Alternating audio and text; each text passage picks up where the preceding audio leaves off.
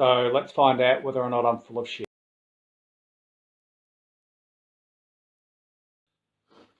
Alright, so I am about to remove the axle.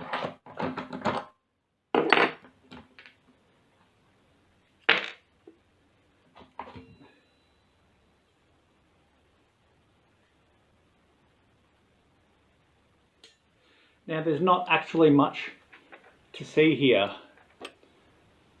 That is sealed bearings on both sides.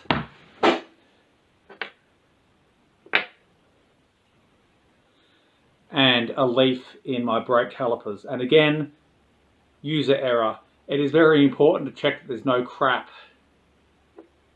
in your brake calipers. Now this is a good opportunity for me to get in here and just eyeball anything. If there's anything obvious that's going on. Now I think there's not a lot that I can do for this wheel, except for maybe putting a bit of grease on the axle. My only goal here is to get things spinning a bit more smoothly, and a little bit of lubrication on this axle, well, in my opinion, can only be a good thing. So I'm going to go and get my grease and we'll grease this up. And we'll give that shim a bit of grease too.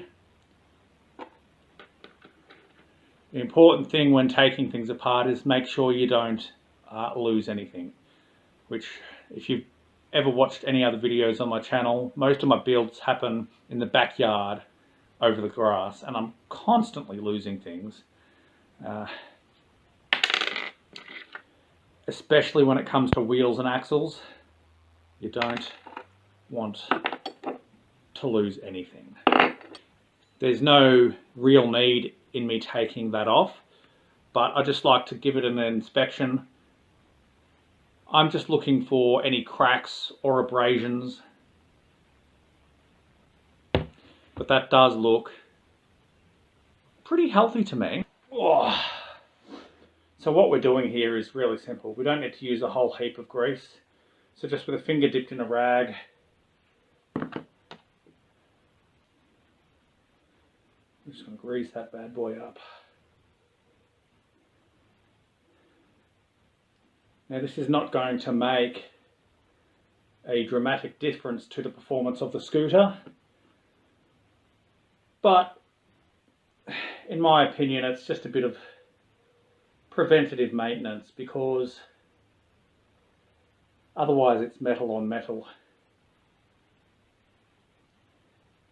And looking closely, I can already see gouges where the axles have been riding, here and here.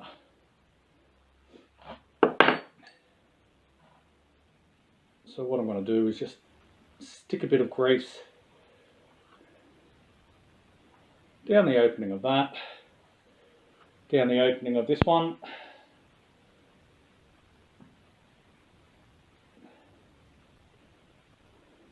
shloop, shloop, shloop.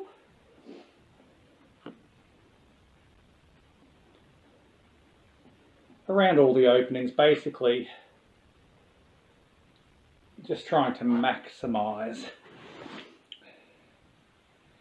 our lubrication. Now this may be controversial to some, but I'm going to stick some grease here. Now don't get grease on your brake pads. I don't even like touching it with my fingertip. But around the bearings, sure.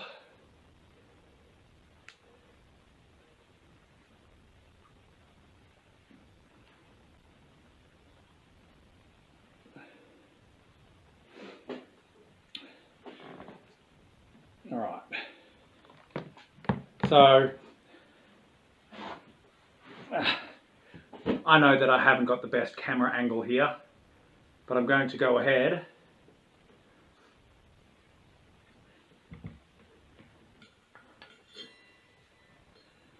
and thread the axle back through.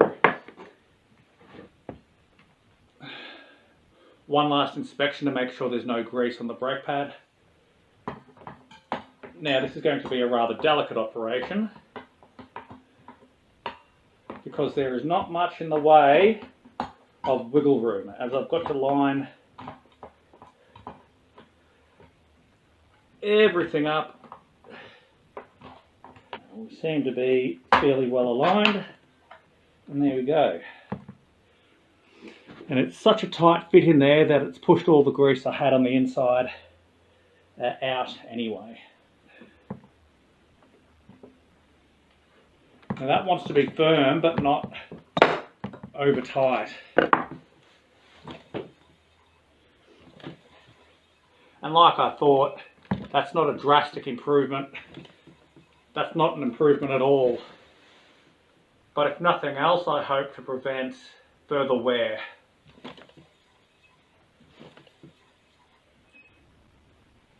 Okay, let's look at the rear wheel. Now, to even get to the rear wheel, first we've got to remove this cover on both sides. Now, I have done this once before, looking for similarities between this and other models. Basically, I found none.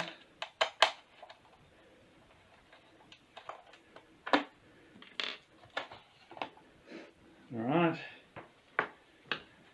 And that has exposed the wheel nut. Now we're going to flip the scooter over and expose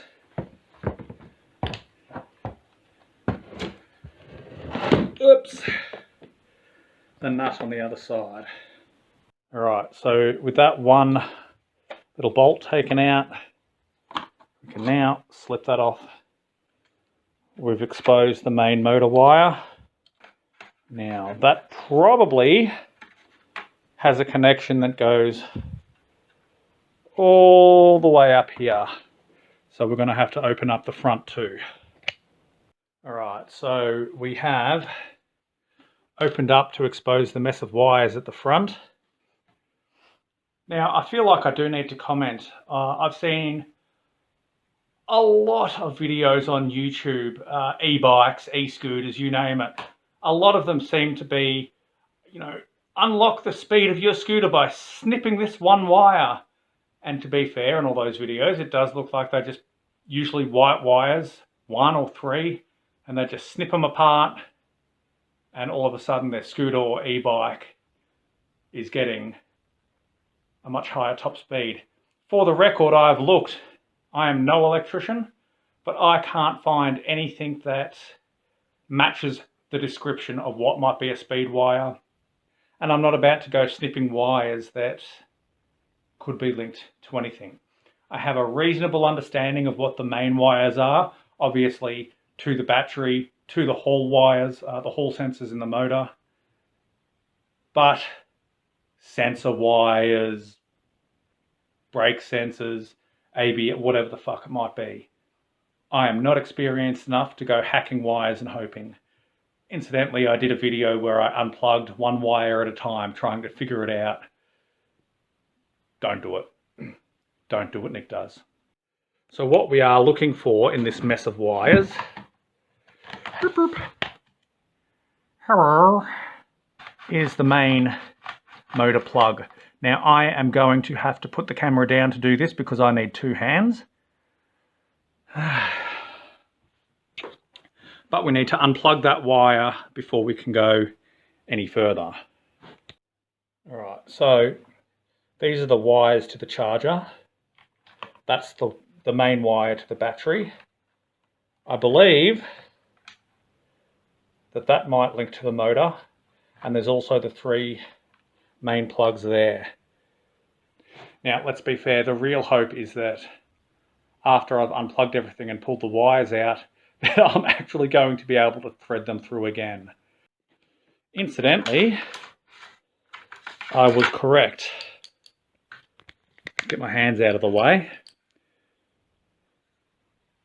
The main motor wire, and then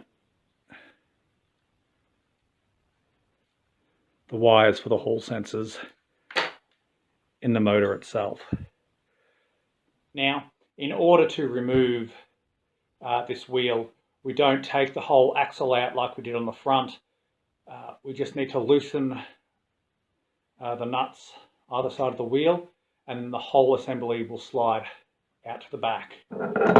So let's find out whether or not I'm full of shit. Oh my God, they don't want to make it easy to get a shifter in there, do they? Incidentally, these are 17mm nuts. I was able to get into there because, as you can see, it's a rather narrow fit, using my spanner that I modified when I first got my Mark IV beach cruiser frame. I needed to adjust the cone nuts, and that was the easiest way I could do about it. Incidentally, that was the first thing I ever did with a Dremel too, was carve that down. One might argue that you should go out and order the actual tools, or I like to make my own. This has worked really reliably for me. So we're going to go ahead and continue unscrewing this on both sides. Alright, so I've sufficiently loosened them on both sides. With a bit of persuasion. Now there's something else holding that in. Nope, just gravity. And there we have our rear wheel with its hub motor. I'm going to be a little bit more aggressive with this wheel because I want to open the hub up and have a look at what's inside. When you think about just how little the material is that's holding that rear wheel in, it really is quite alarming. But even with my weight and the terrain that I've been taking this over, there seems to be no deformation in this frame whatsoever. And that, I'm impressed with that. That's pretty good. So the first thing I want to do here is just to remove the disc, which I'm going to eyeball that and say that's a 3mm.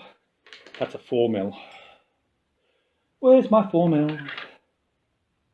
It should just lift up and over the wire, just like a game of Operation. Just be careful not to snag any of these plugs, because replacing these is a stress we don't need. Again, good opportunity to inspect your brakes. Again, try not to get any grease on them, and if you do, just wipe it up. We want to keep that safe and out of the way.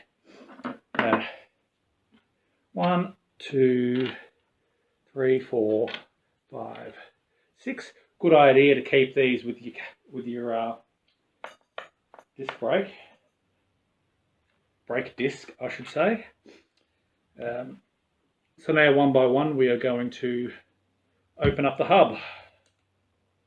Again, 4mm, and once again, undo it in the star pattern. Okay, so once you've removed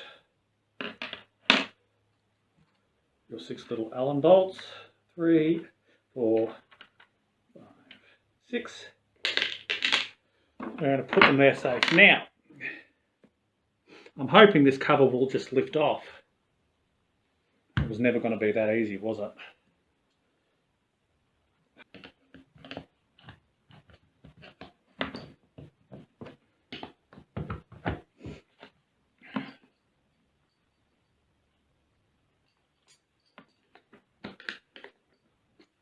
We're just gently levering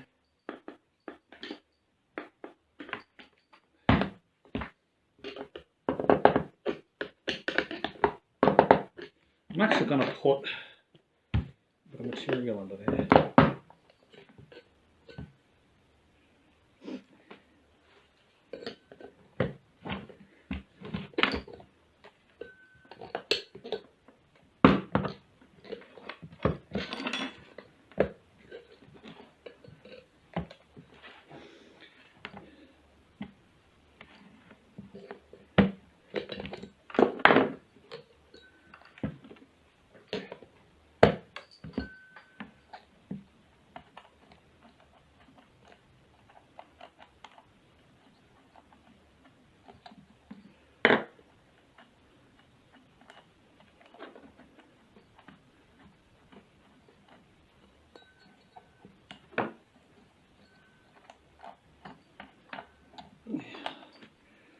just going to slide all this stuff down.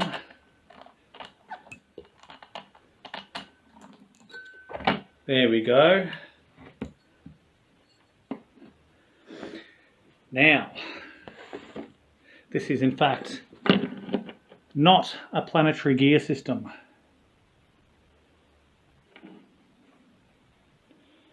That is very similar to what's inside my Mark 5 motorised bike hybrid build. The electric front hub, very similar to this. There is, in fact, not much in the way of serviceable parts in here. Right, so I'm just eyeballing this. There's not much I can do except put a bit of grease around here and put it back together, to be honest. Okie dokie, so I've reassembled the hub motor. Now it's time to thread the wires back through the body of the scooter. And just to help prevent anything getting snagged or twisted around, I'm just going to get a bit of tape and just tape those together. With any luck, I'm just going to be able to feed this through the body of the scooter and out the other side. Now, I've got a fairly clean shot down the body of the scooter there. I'm not sure that you can actually see very well. But we should just be able to feed this straight down through there. Okay. So, now with this mess of wires, it is just a matter of plugging blue wire to blue wire.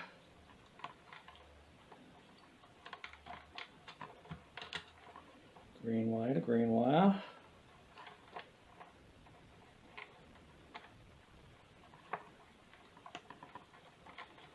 Yellow wire to yellow wire. Oop, not in.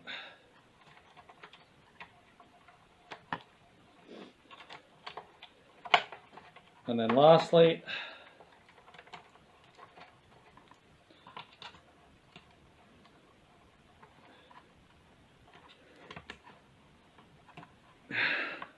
connect the main one there.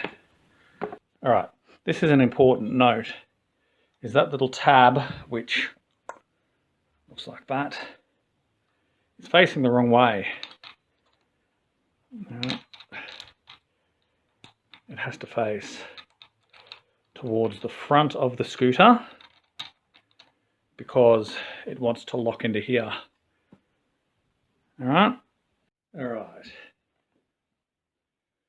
So the wheel's attached. I've got the power button down here. I feel like the only thing left to do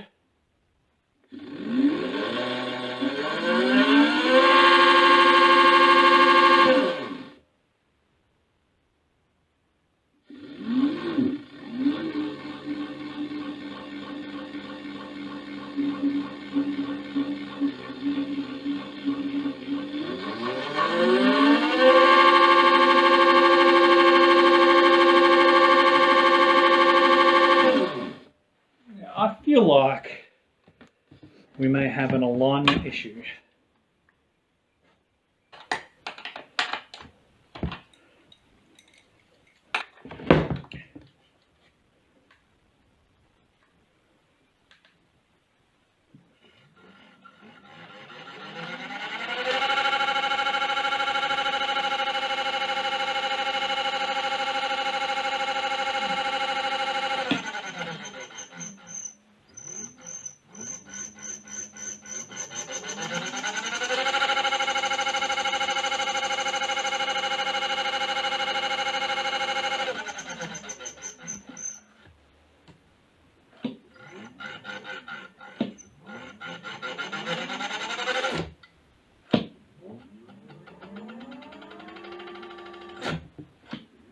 All I'm doing here is jamming on the brake.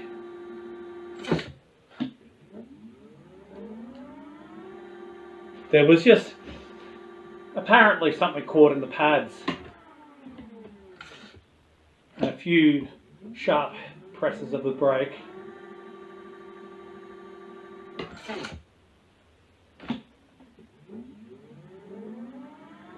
Seems to have fixed that right up.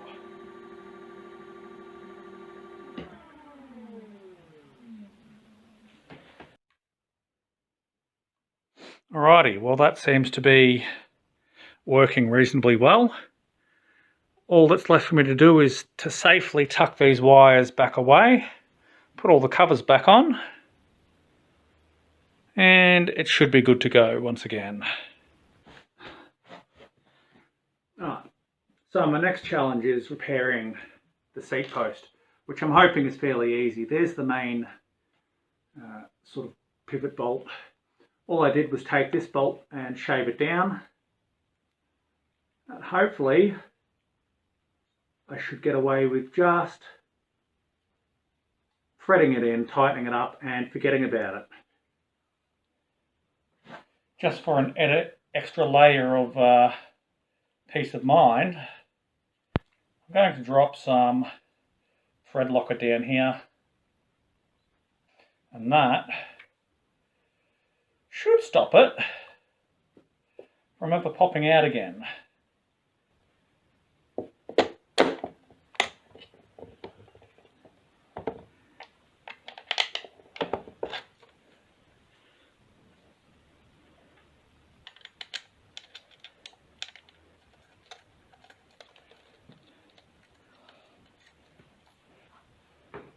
Alright, so we're just going to stick a 10mm on there to hold it in place. And we have our 5mm Allen key. So I've locked that into place as if I was going to be riding it.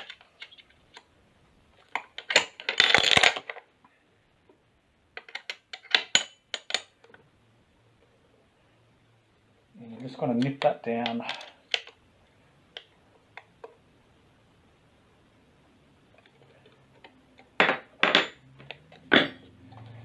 Unlock. A successful service, and we're ready to ride another day. The seat's back in position. Something to keep an eye out, of course, is making sure that no bolts and nuts are missing. Easy enough to replace. It all seems to be fairly universal metric hardware. Just remember that before every ride you should be checking the security of things like your brake calipers, front and back, your seat posts, your stem, basically anything and everything